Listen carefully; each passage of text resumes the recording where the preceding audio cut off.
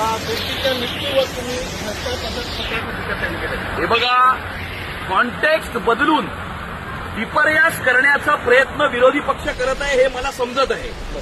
आणि त्यामुळे जे घरामध्ये बसून पोस्ट लिहितात किंवा घरामध्ये बसून स्टेटमेंट देतात यांना उत्तर देण्याची आवश्यकता मला वाटत नाही.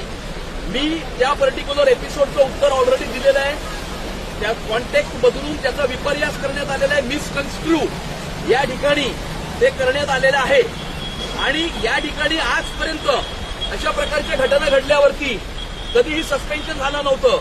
मी विधानसभेमध्ये आवाज उचलला आणि 2 दिवसामध्ये 7 महानगरपालिकेचे अधिकारी या ठिकाणी सस्पेंड किंवा निलंबित झालेले आहेत.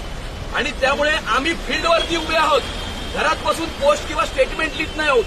आणि आजपर्यंत आपण पावसामध्ये कधी उद्धव ठाकरे, आदित्य ठाकरे किंवा राज ठाकरेला मुंबईकरांनी रस्त्यावरती उतरलेलं बघितलंय का? नाही बघितलंय. मुंबई शहराच्या महापौर रस्त्यावरती फिरत आहेत, सर्व ठिकाणी पाहणी करत आहेत. आम्ही सर्व लोकप्रतिनिधी या ठिकाणी रस्त्यावरती उभं राहून या ठिकाणी हे सगळे जे काही मेजर्स आहेत ते आम्ही पाहतोय. परंतु या निलंबनाचा त्या ठिकाणं डायव्हर्ट करणे आणि मला टार्गेट करण्याचं कारण हे की गेले 4 महिने मुंबई महानगरपालिकेतली स्टँडिंग कमिटी याच्यातलं अंडरस्टँडिंग हे आम्ही बंद केलेलं आहे. मला 2 मोठ्या राजकीय पक्षांनी ज्यांनी आपापसामध्ये युती केली होती त्यांच्या प्रतिनिधींनी मला अप्रोच होऊन स्टँडिंगचं अंडरस्टँडिंग सुरू करा अशा प्रकारची विनंती केली होती, जी आम्ही विनंती धुडकावून लावली होती.